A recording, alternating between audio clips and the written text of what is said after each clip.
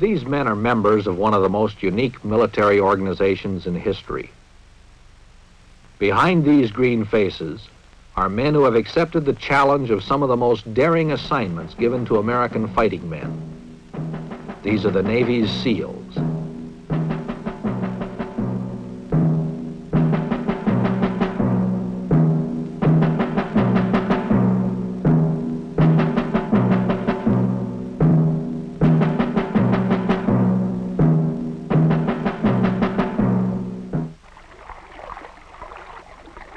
SEAL teams were organized at the suggestion of President John Kennedy, who realized that it would take special operations to win special kinds of war. For years, the existence of these teams was a Defense Department secret. Now, parts of their story can be told. In an age when most military engagements have become distant and impersonal, SEALs operate in the midst of the enemy. Their purpose is to disrupt his supply lines, choke his communications, learn his secrets. If you really want some exciting work, come to SEAL team, and you'll be involved in it.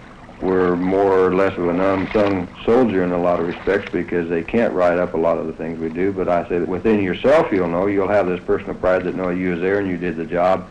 After the war, they'll probably write about it. But if you're in here for just getting the Bronze Star and your name on the front page, no, you won't, because they don't put our name on the front page. Well, you'll know within yourself, you'll know what your buddies have done, you'll know our record, and you'll know what a great unit we are. You'll be there. All are volunteers from the famed frogmen of the Navy's underwater demolition team. But once out of water, most similarity with frogmen ends. We are basically an intelligence gathering unit. We gather every bit of information that's possible, whether it be a small piece of paper with some Vietnamese writing on it, or trails, boat traffic, anything that might be of real significant value to your intelligence officer when you get back.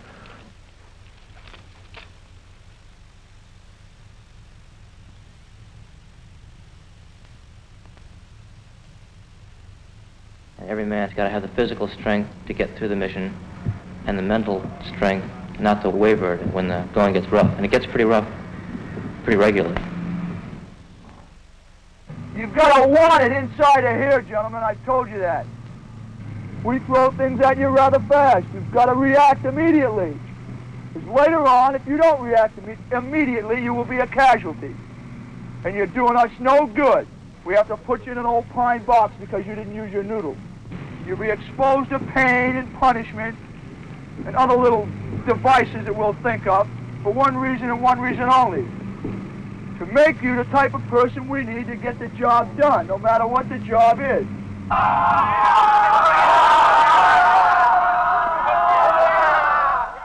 These men are preparing for the grim reality of a personal war. Counter-guerrilla jungle fighting and rugged hand-to-hand combat lies ahead. For this, they must stay in prime physical condition. Those who can't take it would be a liability in combat. In UDT training, they very definitely push you to your limits. In fact, beyond what you thought was your limit. It's an eye-opener. It was an eye-opener for me, and I'm sure it was for most people. What training does for us is it gives us a stamina, teaches us to know ourselves, to know that we could, if we had to, run for 3 hours, 18 miles. Know we could move across 600 meters of mud on our stomachs and be ready to fight when we get there. It's not a breeze. I think it's more of a mental problem than it is physical. I mean, if it's a normal, average, athletic type person that has nothing physically wrong with him, then it's all up to him. If he wants UDT bad enough, he can endure the runs. They don't punish you to where you can't walk again, or you don't have to swim so far that you're going to cramp up and drown. Get up. Straighten your legs, Adams. Lock your knees. You can get a great deal of confidence out of some of those obstacles over there. Physical training, certainly. You work different parts of the body on different obstacles. You work coordination, as a matter of fact, and a great deal of confidence in yourself. Family, oh, the frog family is the best family that ever came over across the sea. There's a highland frog and a lowland frog, a Rotterdam frog. It's just that, well, I want UDT, and I can do all these things. And then you get a positive attitude about the training, and there's nothing they can do to make you quit. You can endure all the extra push-ups and the instructors hollering at you, and just take it with a grain of salt and just say, well, that's part of the program. Always think ahead. Well, in another hour, this problem's going to be over, and I'll be back in the barracks in a hot shower and a hot meal. The temperature in the shade is 193. There isn't any water and there isn't any grass. All there is cactus, and it sticks you in the glorious, glorious 1 keg of beer for the 4 of us, singing glory be to God that there are no more of us, for one of us could drink it all alone and near. Hoo-yah! Hoo-yah! Hoo-yah! Hoo-yah! Hoo-yah! Hoo-yah! Hoo-yah! Hoo-yah! Hoo-yah! Gamma! Hoo-yah! Gamma! Hoo-yah! Gamma! Hoo-yah!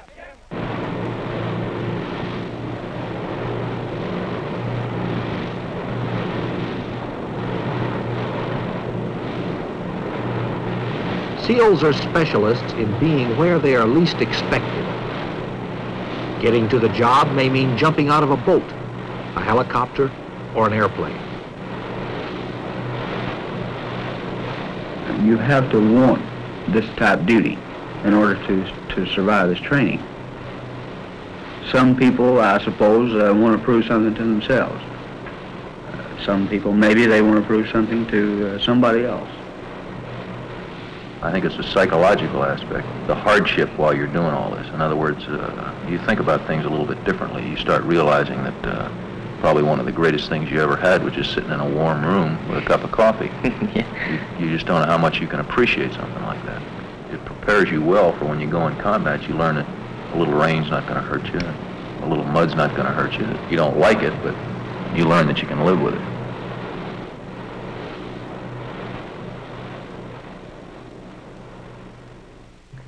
Okay, this morning, gentlemen, we're going to take up what is known in the teams as an Emerson scuba rig. This means that it is a self-contained underwater breathing apparatus. This rig is used any type of clandestine or sneak attack operations. It is desirable for this use because of the fact that there are no bubbles coming out of this rig when it is submerged. And we can have you step up here, sir. We'll slip you into it.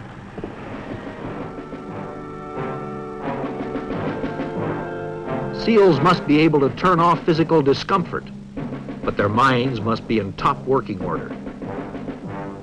Few jobs in the Navy require more mature judgments to be made almost instantaneously.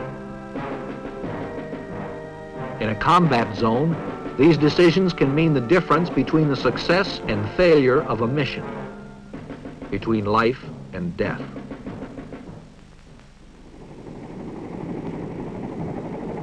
Our type of training now, of course, it includes diving and demolition work and parachuting and very extensive weapon training and tactics training, so our people are well qualified, or maybe even the most qualified troop there is.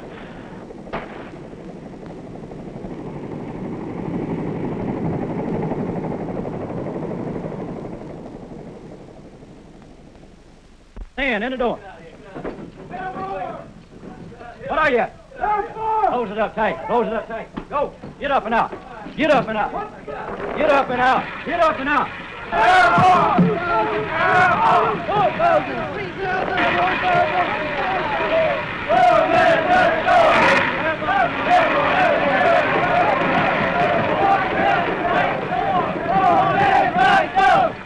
When you put that chute on, your stomach starts getting hard. Your first jump especially. When they say hook up, check static line, check your equipment. The word comes to stand on the door, and I was scared. It was a thrill. It was challenging. It's not everybody that'll get up and jump out of a perfectly good plane. Why, I don't know. Every SEAL is trained in parachuting. Floating down from the sky is a good way of getting to a patrol area unannounced. SEALs learn jump techniques with Army paratroops at Fort Benning, Georgia. Bullet deep one. He's coming down like a feather. What is he? All right, get on your feet. Jump on arm 4, prepare for enormous lift to your front. To your front 4. Your other front 4. Drop 4. Jumper on arm 3, prepare for enormous lift to your... You get to the door and you leave. It's one motion as opposed to being there for a couple of minutes. You exit, you can feel the chute coming out of the bag off my back, the pack. Then as the prop blast hits the chute, you can really feel the tug. You look up if your risers aren't crossed. If they're crossed, you've got to uncross them by pulling them apart. The harness, which is uncomfortable, as anything can be when you're wearing it on the ground, is like a chair in the sky, and you just float down. Check! Canopy! Check! Canopy! Check! Canopy! Check! But once you leave the door and you're out in the air, then it's the greatest thing in the world, because you know you've done it, you know that you didn't have to be pushed out the door, you did this thing on your own. You're still apprehensive every jump, because those thoughts always run through my mind. What am I doing up in this airplane? Why do I want to jump out of this airplane when I know it's going to land? But then once it's time to hook up and go, then it's just, hell, I love it. As you approach the ground, normally there's a man in a bullhorn saying, take a prepare to land attitude. Grab your risers, take a slip into the wind so you're trying to stand still. He says, now bend your knees, point your toes, chin up, eyes on the horizon. After your first one, you're ready to jump the next 4.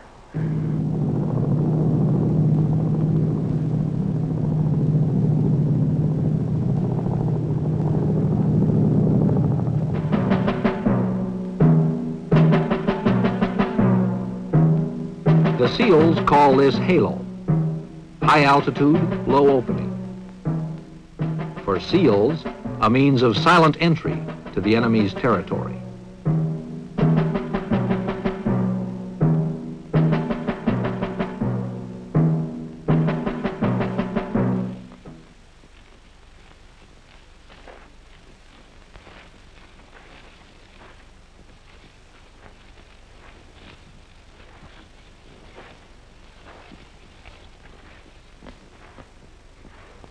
Before deployment to a combat zone, SEAL squads practice together the way it will be over there. You never say anything on patrol. From the time you leave that boat, or the helicopter, or however you're getting inserted, to the time you get back, you don't even open your mouth. We teach them hand and arm signals in cadre training. It doesn't make any difference what type of signal you do use, as long as everybody knows it. To bring back information that will help reveal the enemy's story, SEALs must be alert every minute. An intelligence officer can do so much more with little facts than you have any idea of. If he can find out, for instance, that there is large amounts of rice being moved down a river, then he knows there are either people down there needing food or that there will be people down there soon. When he adds this to other bits of information he's found out, well, a pattern of enemy activity begins to develop.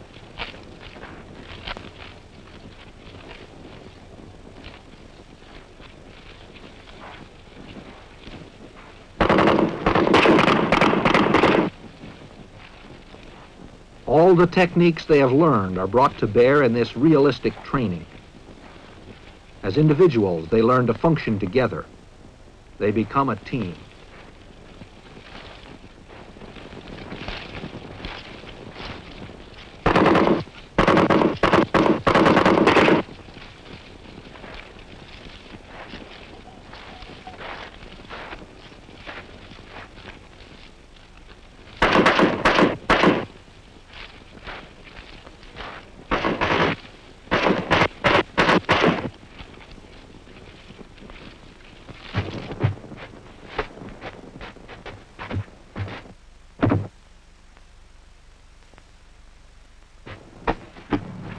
Well, there's a certain amount of romance to it, a certain amount of glamour to being a member of what we consider, without question, the best troops that the country has. I think we're such a highly specialized group of people that we're in great demand. There's just not enough of us to go around. I think our record speaks for itself. 70 or 80 Bronze Stars and numerous Purple Hearts and Silver Stars, a couple of those, and Legion of Merits, and the awards have been just numerous. As far as I'm concerned, each and every one of them are highly deserved, and I think it comes from teamwork, togetherness. The thing that motivates a lot of people is that, again, it is a challenge to a young man. It is, we feel, and we are proud of the fact that we're one of the most highly trained, efficient, small units that there is in any service. And I think it's the pride factor that motivates kids to volunteer for SEAL Team. Is just knowing that they're going to be in one of the most elite, specialized, trained units there is. Now, this is my own personal feeling. That's the reason why I stay in it. I have another 8 years to do in the Navy, and I'm going to spend it in SEAL Team.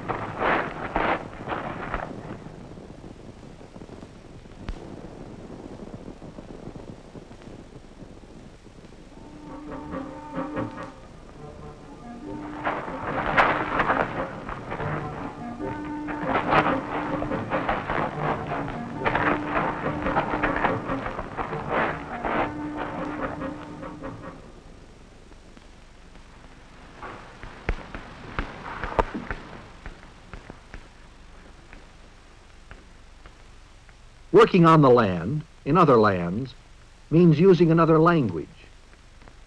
For men who go to Southeast Asia, the Vietnamese language is a necessity. Hôm nay chúng ta sắp học xong tiếng Việt. Xin lỗi cô. Dạ. Hôm nay trời đẹp. Dạ, hôm nay trời đẹp lắm. Hôm nào cô ấy? Dạ, hướng đông có nhiều mây đen. Hôm nay trời sẽ... Well, our primary job is to gather intelligence. We don't go in to kill Charlie, we go in to capture him. And, well, we always tell him in his own language, with a few words that we know in Vietnamese, things like stop, surrender, come here, get your hands up, you're surrounded, it's this type of thing. See, the three short phrases that we use are Dong Lai, which means stop, Lai Day, which means come here, and Didi, which is sort of a slang Vietnamese phrase that means, you know, get the hell out of here, move out. Đi Việt Nam tháng 11, phải không? As often as possible, forays on the ground are planned with a look from above. The war in Southeast Asia is an unusual kind of war. There are no front lines here. The elusive enemy can appear as villagers or farmers. To find out what is going on in unfriendly territory, it takes men on the ground. Okay, men, this is a warning order for tonight's mission.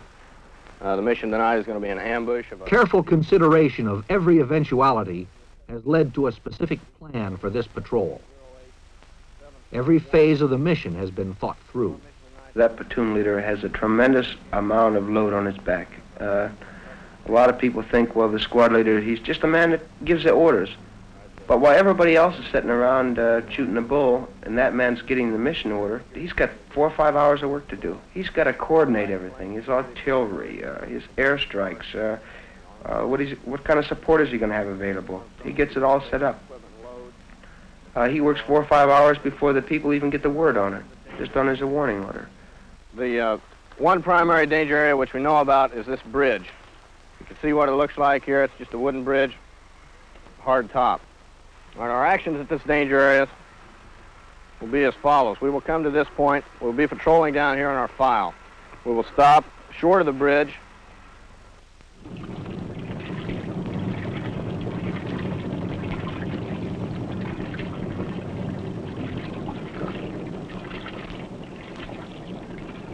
We have the capabilities of being inserted from everything from submarines to fixed-wing aircraft, but essentially the terrain is going to tell you whether or not you're going to use a helicopter or a PBR.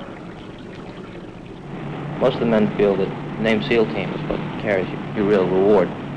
You could give a medal out for 50-60% of the missions we go on. Since you can't have that many medals, and the value of being a SEAL, I think, is what they're really concerned with. The actual medal they present to you at the end of a tour is more of a token value, I think.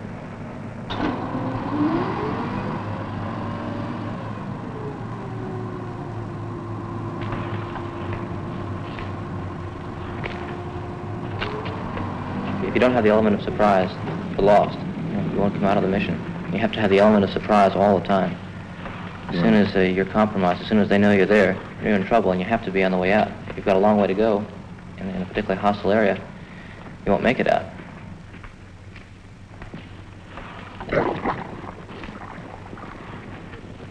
You're swimming across streams very frequently. On long patrol, you might swim 15 streams or more. It is not unusual at all. And these will range anywhere from a few feet to maybe 50 yards. This is carrying all of your weapons and ammunition, and it can become somewhat of a trouble, especially for radioman or machine gunner. But there's quite a few guys that like the element of danger, the element of surprise. In fact, the only thing that really limits us is the imagination on the part of the people that assign us targets. The philosophy I use is there isn't an impossible mission, really.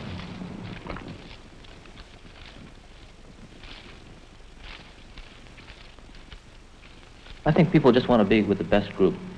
They've already made it to UDT, and they know that if they have the mental attitude, they can be SEALs and be right with the top, doing the most exciting things, and be treated as the elite. I think a lot of people join the SEAL team to be with a group that can fight well and still be part of the Navy. What it is I guess, is a prestige of being the top man. You know all the time you're going to be called to do the hardest job, the job that nobody else will take. We insist on very physically fit people, also a person that is mentally stable to be able to do the things we do, because everything we do has a certain amount of risk involved in it, and it has to be a person that accepts this, not a thrill seeker, not just a young kid that wants a bunch of thrills of jumping out of an airplane or this type of thing, but one that expects danger and knows how to handle it and how to live with it, because in SEAL team you do live with danger, and it's part of your life.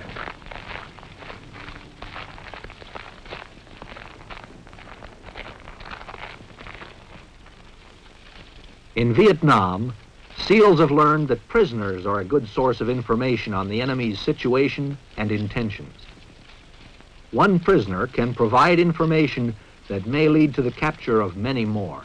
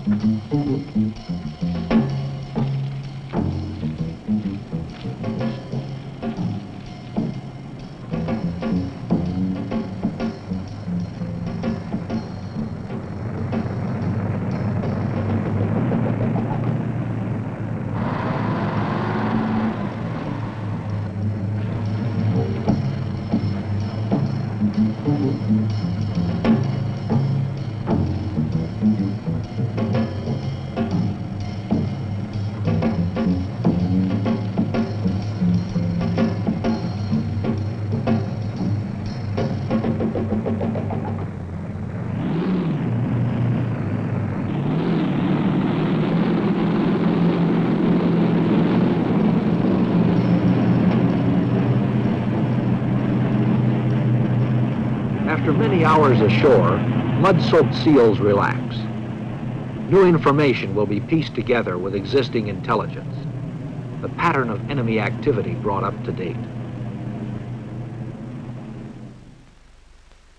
Often a SEAL patrol returns with word of unsuspected enemy activity, the location of new campsites, or knowledge of enemy movement on an infiltration route.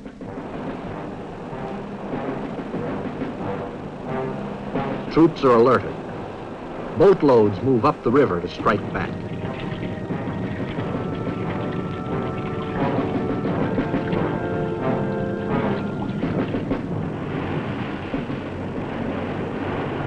Armed Navy patrol boats and gunship helicopters answer the challenge.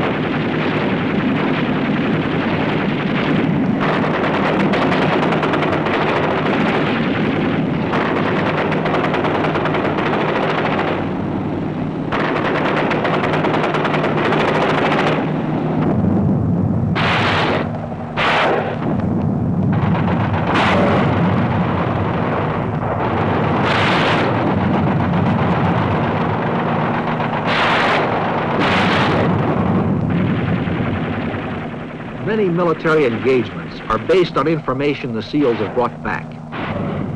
Continuing the tradition of bold men who go behind the enemy's lines, SEALs work, as they say, in Charlie's backyard. Their success depends on their being where they are not expected.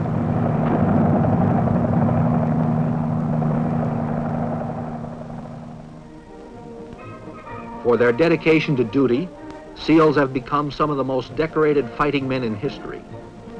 The award citations retell some of their exploits. On one occasion, while conducting a clandestine combat patrol through hostile terrain, the mission was to capture Viet Cong in order to gain intelligence on enemy supply movements in the area. The patrol stopped while the forward security element was sent out to reconnoiter a bridge the patrol would cross. A Viet Cong ambush team had moved in to set an ambush at the crossing point. The point man sensed it and charged their position, repeatedly moving without cover, leaving himself vulnerable to enemy fire. His aggressiveness and quick thinking saved his patrol from suffering heavy casualties.